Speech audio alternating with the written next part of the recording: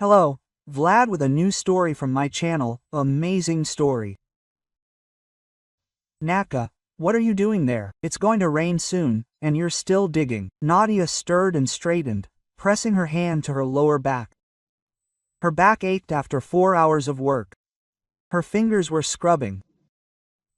She wiped her forehead with the back of her hand, leaving a dirty mark on her skin, and looked at the gloomy sky.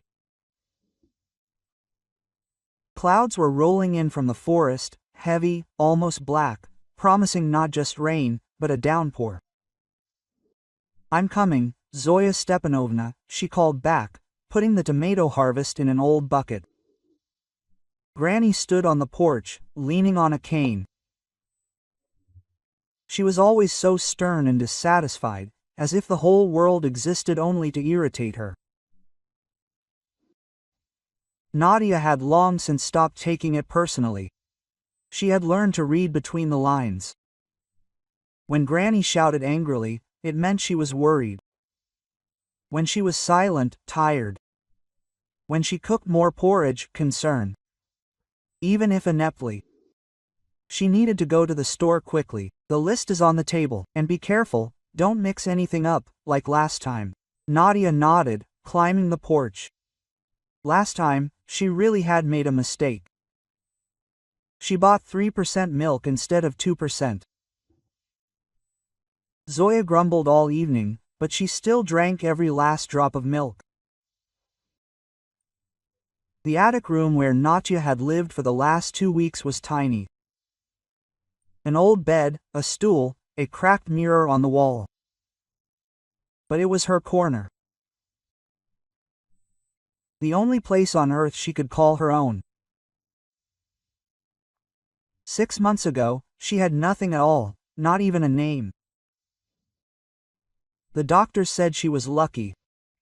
A traumatic brain injury with complete memory loss. But she survived, came out of a coma, and recovered physically. Hope, the nurse wrote in the chart. Hope for what? The girl wanted to ask, but remained silent. The name sounded right, as if it really belonged to her. The police tried to find relatives, but to no avail. The clothes she was wearing when she arrived, a jacket, ordinary jeans, a gray t-shirt, and sneakers, provided absolutely no clues. The only thing that stood out was a pendant on a thin string. Half a heart, inside which was hidden a photograph of a girl about 5 years old. Blonde curls, big eyes, a smile from the heart. Nadia spent hours looking at this photo, trying to remember at least something. A daughter, a sister, a niece, or simply a chance find, someone else's pendant, who knows how it came into her possession. She closed her eyes, trying to find at least some thread of memory, but her head remained empty. White, dull, impenetrable. They loved her at the hospital. She helped the nurses, read aloud to the elderly patients, and brought water to those who couldn't get up. She's a bright girl, her grandmother from the next room told her. You rarely meet people like her. But when the head doctor hinted that it was time to call it a day, Nadia realized she had nowhere to go. The street, the shelter. And then Zoya Stepanovna, who had recently started working as a nurse, approached her. Do you know how to work? She asked by way of greeting. I guess I can. You can stay with me and help around the house. I'm already old, and the garden is big, she can't manage it alone. Quote. Nadia agreed without hesitation. She had no choice anyway. Zoya's house was on the outskirts of town, half an hour's drive from the hospital. The bus bounced over the bumps. Nadia looked out the window, hoping that at least something would seem familiar. But the landscape beyond the glass remained alien. Fields, copses, the occasional house. The property really was large. There was a vegetable garden, an orchard, a chicken coop, an old well by the gate. A grove stretched nearby, and beyond it a river, wide and calm. Nadia, seeing the water, felt a strange thrill, as if something inside her had responded. "Can you swim?" Zoya asked, noticing her gaze. "I don't know." "Well, you'll check, just don't swim too far." "Who are you there for?" Quote. The next day, Nadezhda went down to the river and entered the water. Her body knew what to do. Her arms cut through the surface, her legs worked rhythmically, her breathing didn't falter. She swam a few dozen meters, turned around, and returned just as calmly. She was surprised at herself. Zoya Stepanovna was a strict housewife. She didn't tolerate laziness, carelessness, or excuses. Nadia got up at 6 o'clock in the morning and worked until dark. Gardening, laundry, cleaning, cooking. But the girl didn't complain. Work dulled the longing for the lost past. Fatigue helped her fall asleep without the painful attempts to remember. Sometimes Zoya's son Boris would come by, a tall man of about 40, with stern features and a piercing gaze. He worked as a driver for some rich man. Zoya spoke about this with pride, though without details. Boris stared at Nadia for a long time, and his gaze made her uneasy. As if he wasn't just looking at her, but assessing her. Checking her out. That morning, Zoya was especially nervous. She went out onto the porch several times, looked at the road, and muttered something under her breath. When Nadezhda asked if everything was okay, the old woman just waved her off. "Don't interfere where you're not wanted. Get to work, get to work." Quote. The grocery list turned out to be long. Nadia put it in her pocket and went to the store, which was in the neighboring village. The walk gave her time to think and dream, and about what she herself didn't know. About a past she didn't remember, and a future she couldn't imagine. The sky darkened completely when she left the store. Her bags weighed down on her arms: flour, cereal, canned goods, vegetables.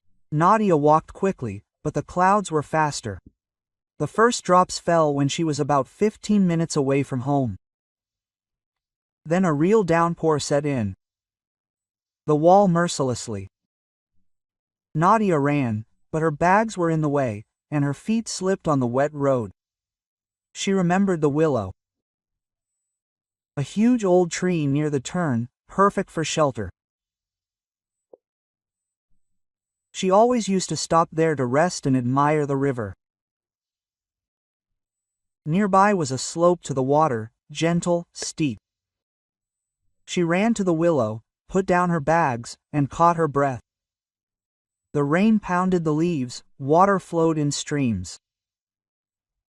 And then she saw them, little pink sandals with butterflies on them, children's sandals.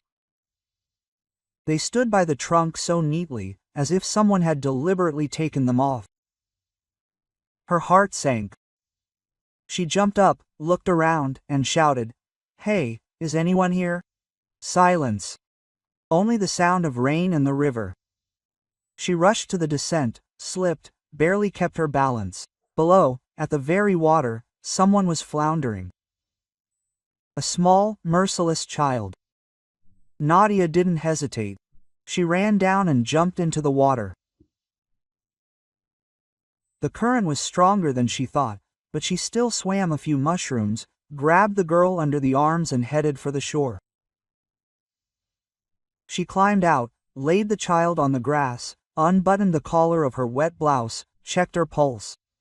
There. Weak, but there. She turned the girl on her side, pressed on her back. Water gushed from her mouth. Again. The girl coughed, breathing loudly, wheezing. Nadia exhaled, her hands shaking, her heart pounding so hard it seemed about to jump out. And then she noticed the pendant on the baby's neck. Half hearts, her other half. Nadia reached out with a trembling hand and opened the pendant. Inside was a photograph of a woman, beautiful, happy, laughing, the same woman who looked at her from the cracked mirror every morning. It was her. And her name was Katya. Quote, "Mom," the girl whispered, opening her eyes. And then it all came back. Not gradually, not in fragments. An avalanche.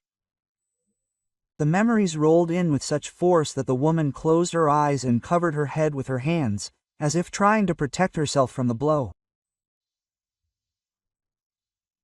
Valera, her husband, tall, blonde, with kind eyes and a quiet laugh, from a wealthy family. Construction business. He earned well, but never boasted about it. He loved her simply, sincerely, unconditionally. Quote, "You are mine," he said, kissing the top of her head. "Forever mine." Quote. Polina, daughter, 5 years old, curious, nimble, always asking questions. "Mom, why is the sky blue? Why do dogs bark and cats meow? Why can't people fly?" Katya laughed, made up answers, hugged her and inhaled her favorite scent of hair. Mother-in-law Tamara Ivanovna, a woman with a stone face and an icy voice. She hated Katya from the first day. "You are not a match for him. You have no money, no connections, no education. My son deserves better." Katya tried to prove the opposite, but it was useless. Tamara did not forgive her for the main thing, the fact that Valera chose her, and not the rich, proper one that his mother picked out. And that day Tamara called unexpectedly. Her voice was gentle, almost honeyed. "Katya, my dear, I'm sorry for bothering you and causing you such an inconvenience. I forgot a piece of jewelry at a friend's, a family heirloom and it's expensive. I'm afraid she'll lose it. Could you go pick it up? I'll give you the address, the driver will take you." Katya was surprised then. Her mother-in-law had never approached her with requests, especially in such a confidential tone. But she agreed. Maybe this was a chance to mend their relationship. Valera would be happy. The driver arrived half an hour later. Boris, a gloomy middle-aged man who occasionally drove Tamara on errands. Katya got into the front seat and gave the address. The driver nodded and started the car. They drove for a long time, too long, and Katya began to worry. "Are we lost?" "No, we'll be there soon." And he turned into some alley, narrow, empty, abandoned. He stopped at a slanted house with boarded-up windows. She got out, fight after her. Here, it seems, no one lives." Here Katya felt a chill in her chest. Something was wrong. A blow to the back of her head, pain, darkness. When she woke up, she was already in the hospital and didn't remember anything. Now she remembered everything. Katerina hugged her daughter and held her close. Polya was shaking, crying, clinging to her with wet hands. "Mommy, I thought you were a mermaid. Grandma said you became a mermaid and swam away. You love swimming so much, and I came looking for you." Katya closed her eyes, feeling rage flaring inside. Tamara. She told the child that her mother abandoned her, that she turned into a mermaid and went into the river. And Polina believed her, came to the water and almost drowned. "Everything is fine, darling," Katya whispered.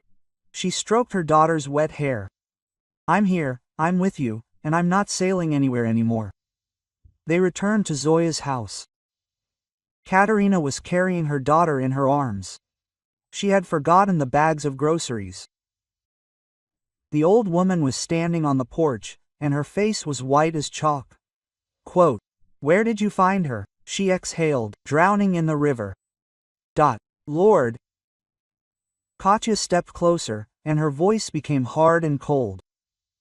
Did you know everything from the very beginning? Did you know that my mother-in-law and Boris wanted to kill me? Zoya didn't answer. She was just silent, her eyes downcast. You were watching me. They were afraid that I would remember. Boris, is this your son? The old woman nodded, barely noticeable. Yes, but I didn't know anything. Boris said, you deceived your husband.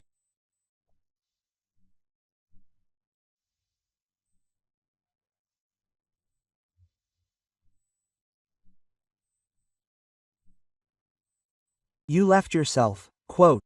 And then there was an accident, a crash. And they couldn't leave you, but they couldn't take you in either.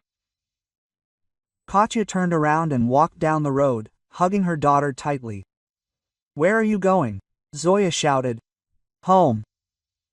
She caught a ride and drove off. Valera opened the door. He had aged, looked haggard, lost weight. Dark circles lay under his eyes. He saw her and froze. Quote. Katya, hi. He stepped forward and hugged her. He hugged Polina, both at once, crying tightly and desperately, without embarrassment. Katya was crying too. Polina was silent, clinging to them both. Quote. Mom said you ran away, Valera said through his tears. That you had someone, that you just abandoned us. But I looked everywhere for 6 months, even hired a private detective, but nothing. It was as if she had disappeared into thin air. She wanted to kill me, Katya said quietly. Your mother hired Boris. Valera pulled back, looked into her eyes, and there was so much pain, anger, and despair in his gaze that Katya could hardly bear it. He picked up the phone, dialed the number, and spoke briefly and harshly. She didn't hear the words, but the tone was clear. The police arrived half an hour later. The mother was arrested the next day, and Boris too. The investigation was short. Zoya Stepanovna was interrogated but released. She was indeed in the dark, although that was little excuse. Katerina didn't go to court, not wanting to see her mother-in-law's face or listen to her excuses.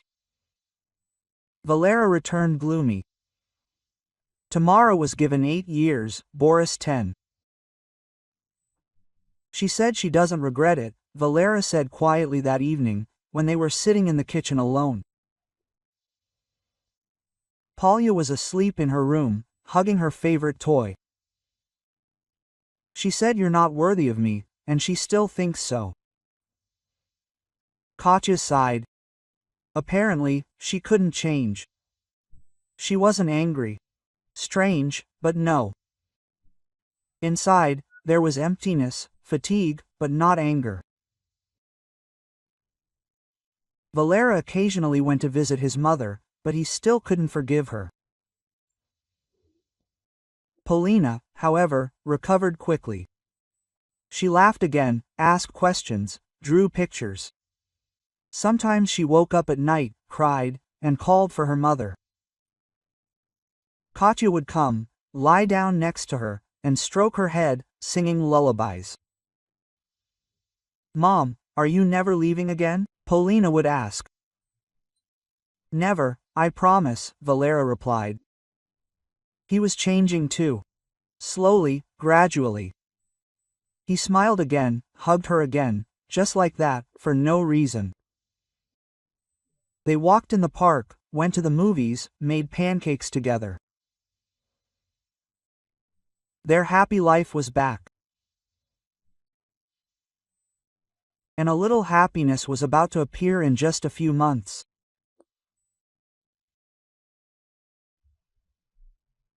If you like the story, please support me with a thumbs up. One simple action, but it means a lot to me. All the best.